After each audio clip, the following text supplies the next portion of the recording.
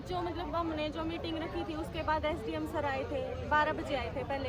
तो उस टाइम पे वो ये बोल के गए थे कि वही लेटर दे के गए थे जो हमारे पास पहले आ चुका था। वो दोबारा मतलब ऑब्जेक्शन लग के दोबारा सीएम के पास चला गया था। तो कल दोबारा से डीसी के पास आया है कि मतलब माइग्रेशन करना है। तो आज सर वही दे के गए थे और उसके बाद हमारी ये मांग थी कि मतलब ये लेटर तो हमने पढ़ लिया, ये बस गाइडलाइंस थी और कुछ भी नहीं था इसमें। तो अब हम ये मांग रहे हैं कि जो लिस्ट है ना कॉलेजेस की वैकेंट सीट प्लस जितनी को मतलब सरकार को बढ़ानी है वो सभी बढ़ा के और कॉलेज की लिस्ट दे दे, ताकि जो मेरिट लिस्ट के अकॉर्डिंग जो एडमिशन है वो इजी हो जाए और हमें भी मतलब जब तक हम पता कर लें कौन सा कॉलेज कैसा है।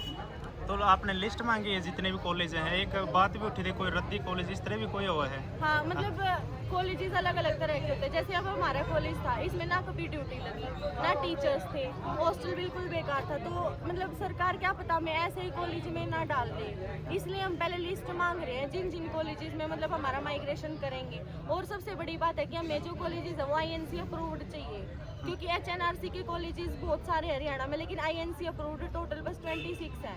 तो उन्हीं में हमारा माइग्रेशन किया जाए। जो फैसला हुआ है वो आपको हुआ है या फिर जो किसान आ रहे हैं या फिर और ग्रामीण हैं उनके फैसले जो हुए हैं? फैसला है वो हमने लिया है। जो किसान नेता है या फिर जो किसान यूनियन वाले मजदूर हैं वो हमारे बस साथ है, सपोर्ट में है। जो फैसला है वो सिर्फ हमारा है और इन्होंने सिर्फ यही बोला था ना, तो हम अब कोई सुझाव देंगे, जो बच्चे हैं वही फैसला लेंगे।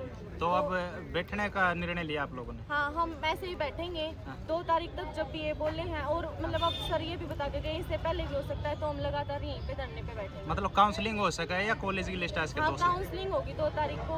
बल्कि ये बोल रहे हैं कि 2 तारीख को काउंसलिंग स्टार्ट होते ही 2 घंटे के अंदर माइग्रेशन हो जाएगा। देखते हैं होगा यार। और पीछे जैसे नारायण में जस्सी पेटवाड़ जी।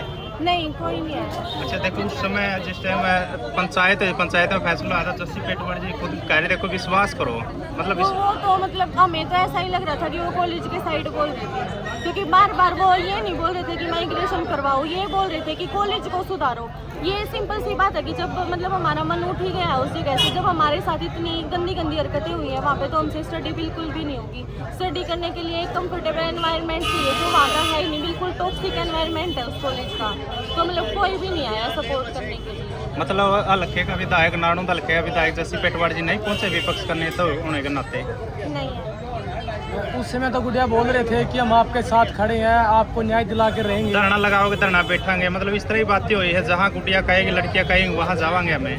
बोला था, अभी तक उन्होंने कोई साथ सपोर्ट दिया नहीं है ना हमें दिख रहा। उसके बाद आगे मिली होगी क्या चल रहा है, किस तरह की समस्या आ रही कोई है। फोन पे बात हुई कुछ इस तरह? नहीं, कुछ भी नहीं। थी और विधायक जो हाँसी के हैं विनोद बैना जी, उनका निवास स्थान को घेरना था, लेकिन रात को ही प्रशासन की तरफ से एक गाइडलाइन आ गई कि भाई इसी तरह से हम माइग्रेट करेंगे इन बच्चों को।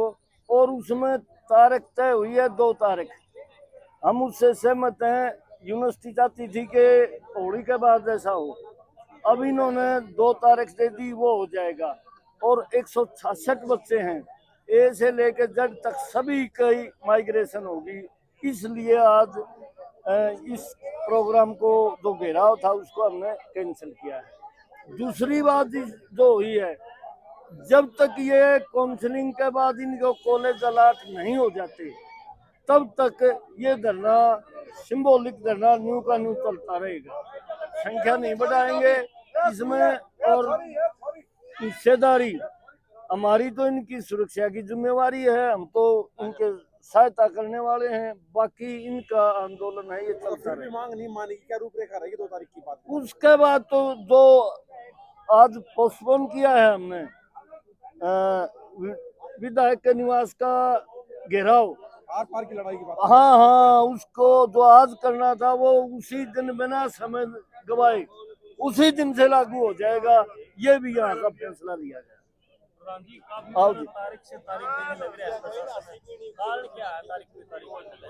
कारण ये था जी, वर्बल बातों से हमें चाहते थे कि भाई इस आंदोलन को नहीं, मेरा नहीं, आंदोलन को समाप्त करवाना चाहता था। आज भी प्रशासन की मांग थी कि भाई बात आपकी हो जाएगी, माइग्रेशन हो जाएंगे और प्रशासन कह रहा है भरोसा करो, लेकिन इन लड़कियों ने धोखा इतना खाया है इस आंदोलन में, विश्वास नहीं कर पा रही। और आंदोलन की अगुवा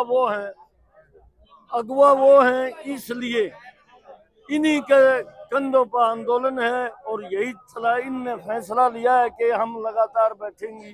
तो लाचारी ला लो और चाहे जिम्मेवारी ला लो, जिम्मेवारी हमारी ये होगी कि हम भी इनके साथ इनकी सुरक्षा में बैठेंगे।